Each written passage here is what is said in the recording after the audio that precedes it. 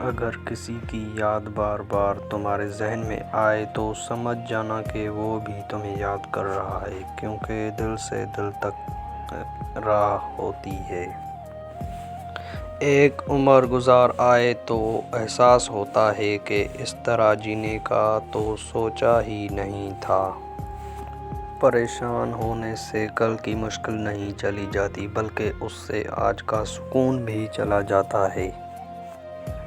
گھر میں والدین کی آواز بھی ایک نعمت ہوتی ہے۔ دل کی بات صاف صاف بتا دینی چاہیے، کیونکہ بتا دینے سے فیصلے ہوتے ہیں اور نہ بتانے سے فاصلے۔ اداسیاں ہمیشہ احساس کرنے والوں کے حصے میں آتی ہیں۔